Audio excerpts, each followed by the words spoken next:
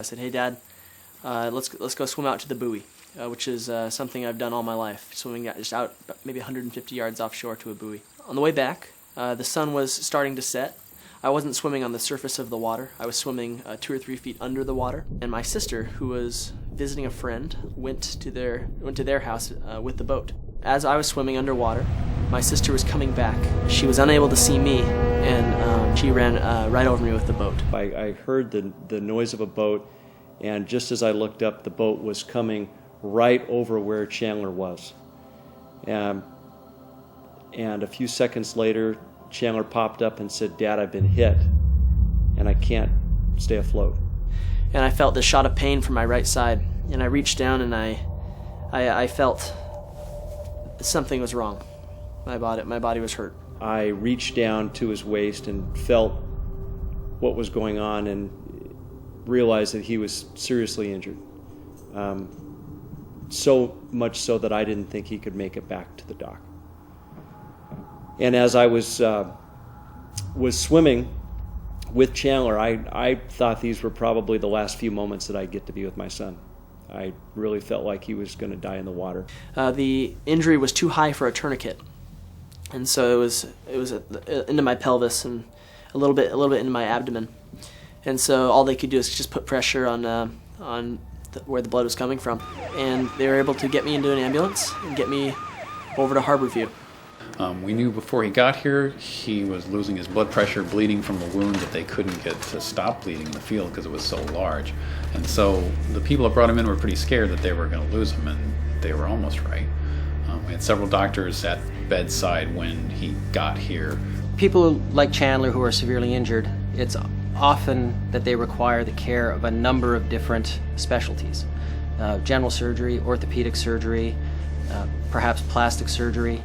And most of these specialties will see the patient in the emergency department. Chandler was immediately surrounded by, I counted at one time, 22 people in the emergency room that were taking care of Chandler, and it was quite a sight. I first met Chandler in the emergency department. By that time, he had been given some intravenous fluids by the paramedics, and they had been able to obtain a pulse and a blood pressure, although he still had a very low blood pressure, which indicated he had bled pretty significantly and was very close to death. I was very worried that he was going to lose his leg, and so I told one of the doctors, "Can you please do what you can to save his leg?" And he took me by the shoulder and said, "Mr. Balkman, I want you to understand that Chandler's leg is gone. We can't save it, but we're going to do everything we can to save his life. He may not make it, but we're going to do everything we can." They took me to the operation room, and they had to amputate my leg that same evening.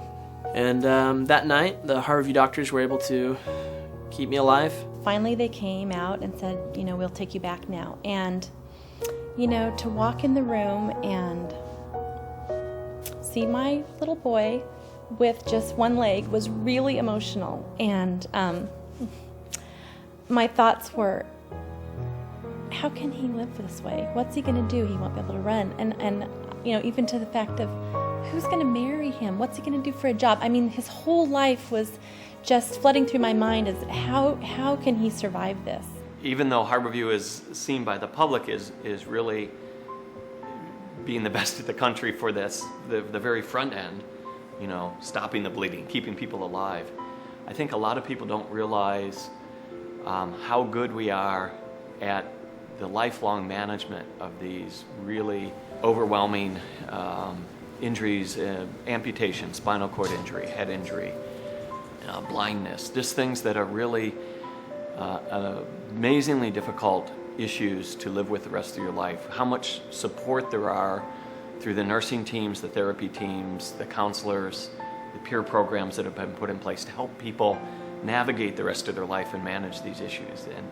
And Harborview does that, as good or better than anybody else.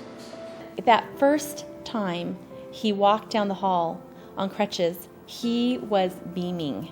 I could just picture him seeing, okay, I can do this. And just that little bit of mobility made a big difference. And then it was time to decide, okay, what's the next step? We need to go into rehab to help him learn how to live with this disability. And so I was so excited to learn. I got to get out of bed. My pelvis was healed enough that I could do that. I had to learn how to use a wheelchair and how to use crutches and just, how to live life as an amputee now. Rehabilitation is definitely a team approach. I'm just one piece of it. We have a terrific team of therapists in the outpatient clinic here.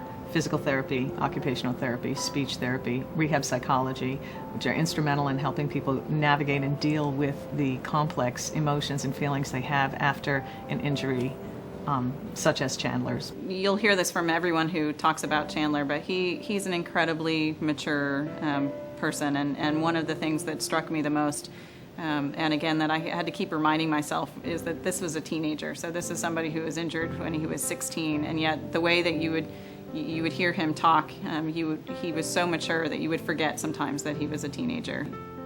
He was always very willing to meet with other amputees and to give people guidance.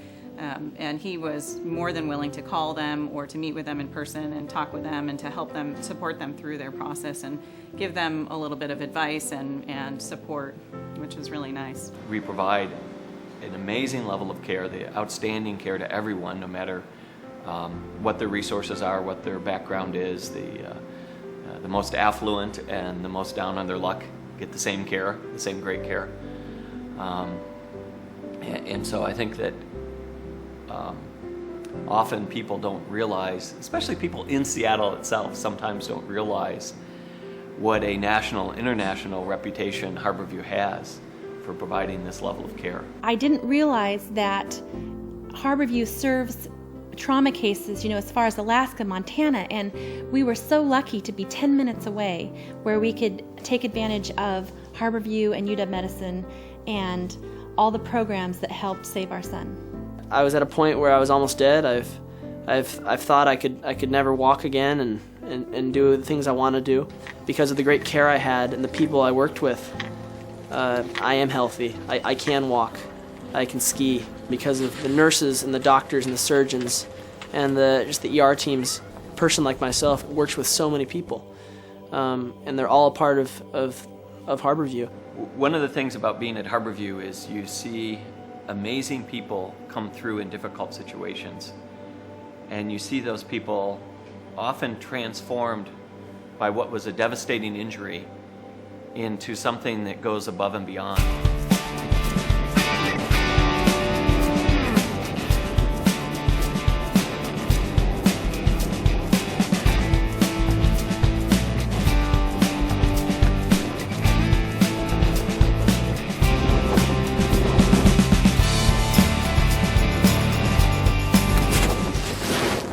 Harborview is really an amazing place. All I can do is thank them for my life. They not only saved it, they just helped prepare me for the rest of my life. It's just an amazing program they have, and all I can do is just say thank you for it.